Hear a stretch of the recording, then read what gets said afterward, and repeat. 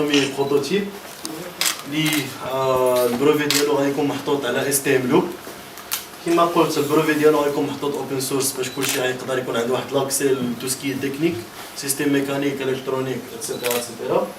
دونك دابا نديرو واحد لا بوتيت ديمونستراسيون ديال الاستخدام ديالو. غادي نشعلو بسم الله. دونك الفيزور ديالو مشعول. دونك كما كتشوفوا هذا واحد ليكرون هنا كتافيشي لنا تو سكي فوليوم بريسيون اي سيكل بار مينوت اللي كنقدروا نتحكموا عليها بالمنيو اللي عندنا. بيان سور كما كتشوفوا هنا كاين واحد لا سيمولاسيون ديال كومون كتنفخ وكتنفذ. وبيان سور راه عندنا توت لي زانفورماسيون باش الطبيب فيزويلمون وحتى بالصوت يقدر يعرف واش لا ماشين خدامه ولا ما خداماش. دونك عندنا ان بوزور كيانديكي بلي لا كومبريسيون الي اون تران دو الي اون بروغري. وعندنا واحد ديليت فيزويل باش الطبيب عاوتاني يقدر يشوف بلي الماكينه خدامه ما كاين حتى شي مشكل. عاوتاني ان اوتر بوان فيزويل اللي هي الجاجه. دونك الدكتور عاوتاني عنده واحد الكونتاكت فيزويل مع لا ماشين كيشوفها راهي خدامه راه كلشي مزيان. بيان سور عندنا واحد لابورتير هنا باش هاد البرودوي هذا فاش كيكون اون فوا كنسالي لا برودكسيون ديالو الطبيب كيجي وكيحط هاد البي ام في باك ديالو. دونك كيجي الطبيب كيجيب ديالو كيحطها تما. و بور موديفي باغ اكزومبل لي سيك بار مينوت عندنا هنا دو بوطون. دونك مثلا الا زدتو نقدر نطلع حتى ل 60 سيكل بار مينوت. دونك كنشوفوا بلي لي سيكل كيتزادوا. علاء المدني اليف انجينيور شيرشور في لي زيتازوني في إلينويز انستيتوت اوف تكنولوجي في شيكاغو. دونك فاش جيت المغرب في شهر جوج شفت بلي الوضع ديال الكوفيد 19 في المغرب كيتزاد بزاف ديال المشاكل اللي كتوقع. فانا كاليف انجينيور ومواطن فكرت بلي خصني نلقى شي حل باش نعاون البلاد. دونك درت المجهود ديالي كامل. دونك صاوب دي ديزاين ميكانيك والكترونيك باش نصاوب واحد الجهاز ديال التنفس. والحمد لله شكرا لي سبونسور تمكنت باش انني نلقى واحد البلاصه فين نخدم نلقى دي ماتيريو اللي كافيين. وتمكنا باش اننا نصاوب واحد البروتوتيب لو اوبيراسيونيل 100% خدام ما فيه حتى شي مشكل.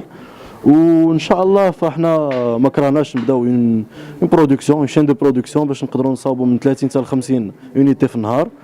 ان شاء الله نبداو بور سوفي دي في وان شاء الله كلشي يدوز مزيان. ابتداء هذا الاسبوع هذا البروتوتيب غادي يبدا يتبريزونطا المستشفيات الاطباء والدوله ان شاء الله باش ناخذوا واحد لاكور اللي هو جينيرال 100% باش ان شاء الله ناخذوا لي زوتوريزاسيون كاملين اللي خصنا باش نبداو لا كوميرسياليزاسيون.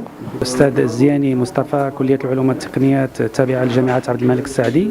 سعيد اليوم ان نتكلم عن مشروع طور بكفاءات مغربيه 100% تحت إشراف يعني أحد الطلاب المغاربة بالديار الأمريكية، وهو عبارة عن جهاز تنفس اصطناعي مطور بطريقة يعني جد متقنة، ويعني تعتمد على بعض المكونات الموجودة في داخل الساحة حتى نتمكن من المساهمة بطريقة ما من يعني لتقليل أو لا تقليص معاناة المغاربة من جراء هذه الجائحة.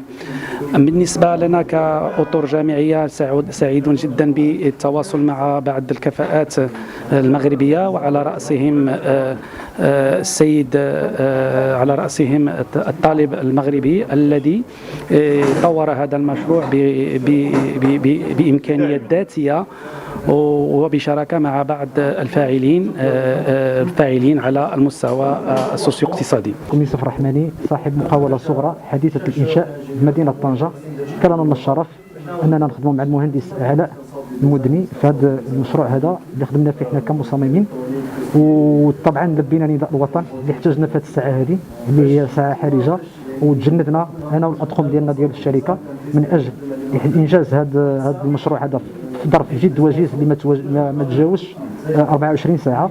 وان شاء الله بالنسبه للانتاج مستقبلا اذا تم تبني هذا المشروع ان شاء الله باذن الله سوف نتمكن من انجاز 50 وحده يوميا باذن الله من اجل انقاذ الارواح ديال المرضى ديال كوفيد 19.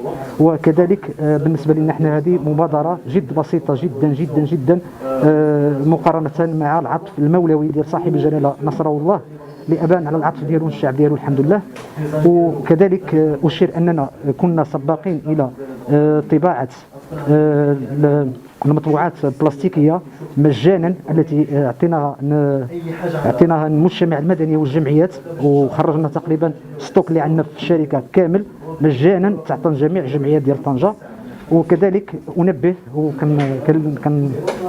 كنوجه واحد النداء للشباب المغربي اللي هو باغي يعمل شي حاجه للبلاد ديالو من اجل محاربه كوفيد 19، ان الشركه ديالي والمقاوله ديالي كتمنح له جميع الالات المتاحه اللي عندنا في المحل مجانا لاي عمل مجاني. Moudni Tarek, président directeur général du groupe STM. C'était avec un grand plaisir que STM en tant qu'entreprise citoyenne elle a accompagné aujourd'hui donc, le développement de ce respirateur.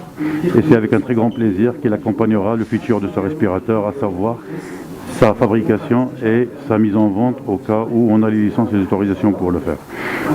Comme vous avez bien vu, donc, ce respirateur, donc, il a un certain nombre d'avantages par rapport à ce qu'il y a un petit peu sur le marché. Donc déjà en termes de coût, rien que le prototype il a coûté moins de 2000 dirhams, sachant qu'une fois fabriqué en chaîne, donc, il va coûter beaucoup moins. Les pièces détachées pour fabriquer donc, ce prototype existent en abondance sur le marché local, donc on ne sera pas bloqué par des importations des pièces qui n'existent pas. Aussi, donc, ce respirateur, il est portable, sachant que quand il faut déplacer des malades d'un point à un autre, d'un hôpital de chez eux vers l'hôpital ou d'un hôpital vers un autre hôpital, donc on peut le faire avec cet équipement-là, donc il ne va pas nécessiter grand-chose parce qu'il est doté d'une batterie qui lui permet quand même de tenir 3 heures. Donc ce produit-là, normalement, il fait partie donc, des équipements essentiels par la crise qu'on est en train de vivre aujourd'hui. Et le fait que STM ait poussé ce produit, le fait qu'il s'est investi à le développer, n'est qu'un geste citoyen parmi les autres et on espère pouvoir faire plus pour notre pays.